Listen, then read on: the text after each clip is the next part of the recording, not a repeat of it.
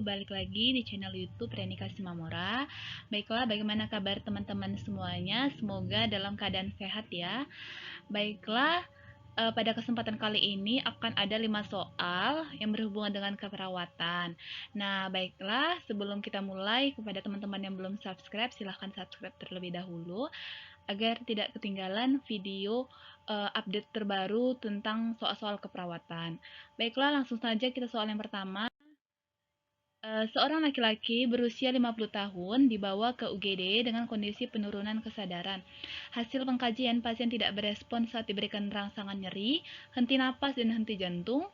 Perawat mengaktifkan kode blue dan melakukan kompresi dada 30 kali. Apakah tindakan keperawatan selanjutnya? A. Memasang infus, B. Mempersiapkan alat AED, C. Melakukan recovery position, D. Memberikan bantuan oksigen, E. Membuka dan membersihkan jalan nafas. Nah, ini ya, yang perlu kita garis bawahi, kata kuncinya yaitu adalah adanya henti nafas ya, henti nafas dan henti jantung. Nah, pasiennya itu tidak ada nafas dan tidak ada mengalami henti nafas dan henti jantung ya. Jadi yang perlu kita lakukan di sini sudah dilakukan oleh perawatnya, yaitu mengaktifkan kode blue dan melakukan kompresi dada 30 kali. Nah, yang pertanyaannya adalah apakah tindakan keperawatan selanjutnya? Nah, apakah tindakan keperawatan selanjutnya? Di sini sudah melakukan kompresi dada 30 kali untuk henti jantungnya ya, atau nadinya. Nah, selanjutnya kita untuk yang henti nafas yang kita lakukan adalah ini membuka dan membersihkan jalan nafasnya. Apakah ada membuka dan membersihkan jalan nafas ya, artinya kita membuka dan membersihkan jalan nafas baik menggunakan alat maupun tidak ya. Misalnya apakah ada lendir, kita lakukan suction gitu ya. Apakah ada lendir darah ya, sehingga menghalangi jalan nafas pasien. Yang perlu kita lakukan adalah membuka dan membersihkan jalan nafas pasien. Jadi jawaban yang paling tepat setelah kita melakukan kompresi dada 30 kali, selanjutnya adalah kita membuka dan membersihkan jalan nafas ya. Nah, kalau yang option yang lain, memasang infus ini benar, tetapi yang paling penting itu adalah airway dan breathing-nya dulu ya. Jadi airway itu adalah jalan nafas pasiennya yang paling penting terlebih dahulu. Kemudian pernapasannya apakah sesak atau tidak ya, apakah lancar atau tidak, itu yang perlu. Yang paling urgen atau paling perlu ya, mempersiapkan alat AED. Ini bisa selanjutnya melakukan recovery position untuk pasien yang udah ada nafas dan ada nadi ya. Memberikan bantuan oksigen juga bisa dilakukan setelah kita sudah membuka dan membersihkan jalan nafas. Baiklah, apakah jawaban teman-teman sama? Nah, jika sudah sama, selamat ya, benar. Nah, selanjutnya jika belum sama, boleh di komen sebagai bagian mana yang belum dipahami. Baiklah, soal yang kedua, seorang perempuan berusia 30 tahun dibawa ke UGD dengan kondisi penurunan kesadaran akibat kecelakaan lalu lintas sejak 1 jam yang lalu. Hasil pengkajian, GCS pasiennya 7, sulit bernapas, jejas pada leher dan vital sign pada mastoid. Apakah teknik membuka jalan nafas yang tepat pada kasus tersebut? A. Melakukan head to chin lift, B. Memasang endotracheal tube, C. Melakukan jaw thrust, D. Melakukan abdominal thrust. Nah, teknik membuka jalan nafas. Jadi teknik membuka jalan nafas ini ada yang menggunakan alat dan ada tidak menggunakan alat. Nah, di sini pasiennya itu kita harus tahu dulu pasiennya itu mengalami apa sehingga benar alat yang kita pakai itu. Nah, di sini pasiennya itu ada mengalami jejas pada leher dan vital sign pada mastoid atau bagian telinganya. Ada pada mastoidnya ya, sehingga teknik membuka jalan nafas pada kasus tersebut adalah ini kita tercurigai trauma tulang belakang, sehingga yang kita lakukan adalah melakukan jaw thrust ya. Nah, jika tidak kita curigai mengalami trauma tulang belakang, yang kita lakukan adalah head to chin lift ya. Nah, kalau endotracheal tube itu selanjutnya ada memasang endotracheal tube juga untuk membuka jalan nafas. Nah, kemudian ada melakukan abdominal thrust, ini untuk pasien yang mengalami tersedak bakso pada pasien yang mengalami kelebihan berat badan ataupun obesitas. Nah, baiklah teman-teman, selanjutnya apakah jawaban teman-teman sama? Jika sudah sama, selamat ya. Nah, jika belum sama, boleh di komen di bawah bagian mana yang belum dipahami. Baiklah, soal yang ketiga ya. Seorang laki-laki berusia 44 tahun ke UGD dengan kondisi penurunan sejak 1 jam yang lalu. Hasil anamnesa, pasien riwayat stroke. Hasil pemeriksaan fisik ditemukan GCS-nya 9, keluar banyak lendir, sianosis, dan bunyi nafas gargling. Apakah tindakan keperawatan apa yang dilakukan pada kasus adalah A. Melakukan suction, B. Memasang OPA, C. Memberikan bantuan oksigen. Ya. Nah, tindakan keperawatan yang lakukan pada kasus tersebut. Jadi, kalau kita melakukan tindakan keperawatan itu artinya adalah kita melakukannya itu berdasarkan apa yang paling dibutuhkan oleh pasien, yang paling urgen, yang paling perlu ya. Nah, ingat prinsip keperawatan gawat darurat itu adalah prinsipnya airway breathing circulation. Jadi airway itu adalah jalan nafas pasiennya, apakah paten atau tidak ya.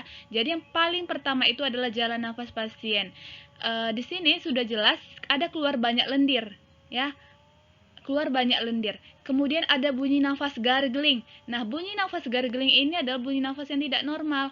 Jadi pasiennya ini jalan nafasnya tidak paten. Jadi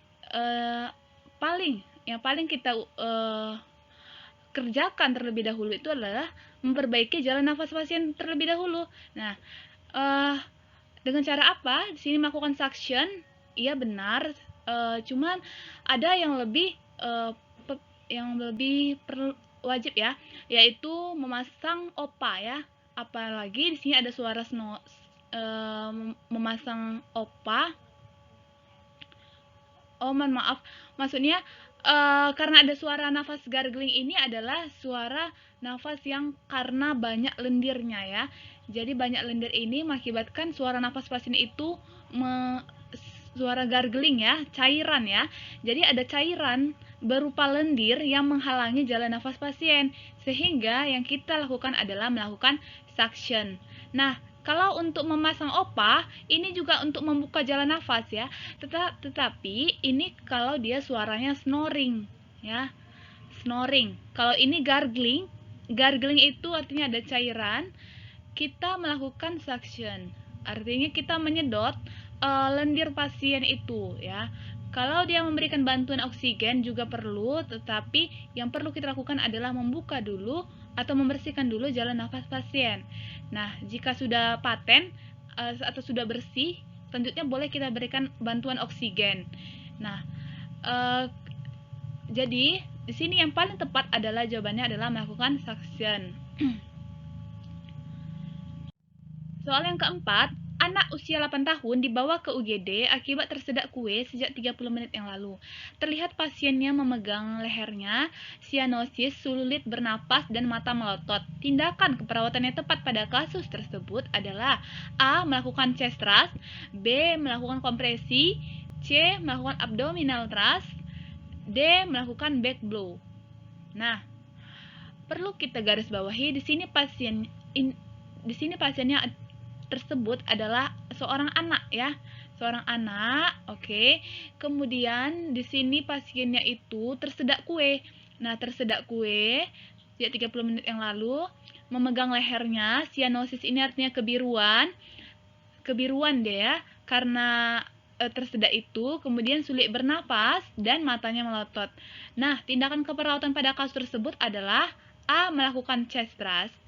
Ya, benar, jawabannya adalah melakukan chest thrust ya, artinya kita untuk mengeluarkan kue pasien itu yang mengakibatkan pasiennya tersedak ya, sehingga sulit bernapas. Sehingga tindakan keperawatan yang tepat pada kasus tersebut adalah kita melakukan chest thrust. Nah, kalau dia melakukan kompresi, ini untuk pasien yang henti henti jantung ya, ataupun nadi. Jadi kita melakukan kompresi dada ya.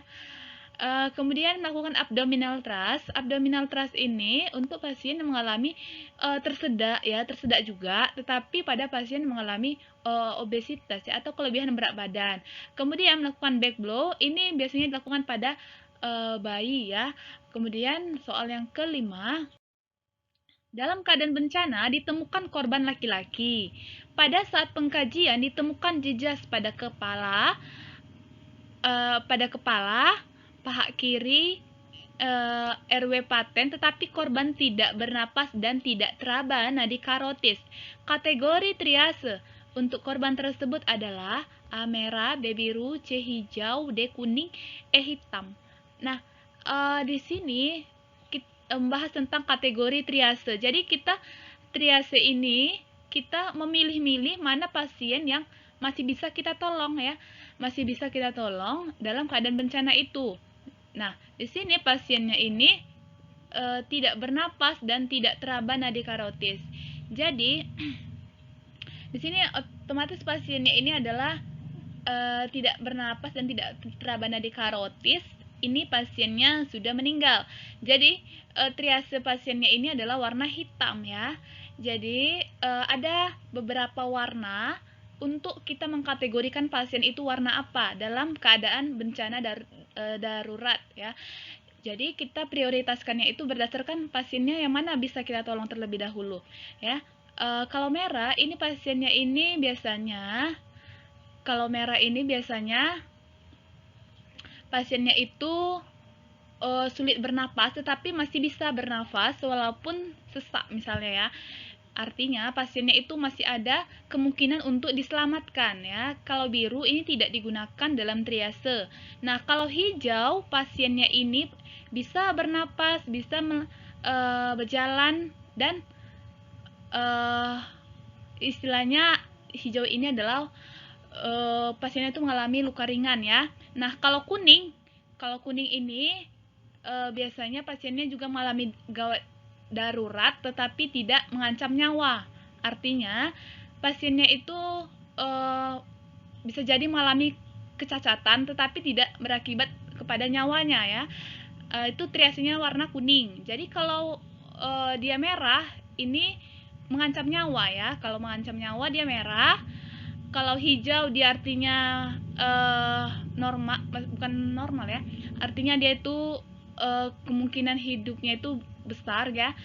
Kemudian kalau kuning ini pasiennya ini kemungkinan mengalami cedera atau cacat bisa jadi, tapi tidak mengancam nyawa seperti itu. Kalau hitam ini artinya pasiennya tidak bernapas dan tidak teraba lagi nadinya, sehingga kategori triase untuk korban pada kasus ini adalah warna hitam. Oke, baiklah teman-teman, sekian dulu update terbaru soal-soal keperawatan. Sudah lama tidak update ya. Nah, jika teman-teman ada yang kurang paham, boleh di komen di bawah bagian mana yang tidak dipahami. Semoga bisa saya jawab. Nah, baiklah teman-teman, sekian video soal-soal tentang keperawatannya. Apabila ada salah kata, saya mohon maaf. Sekian dan terima kasih.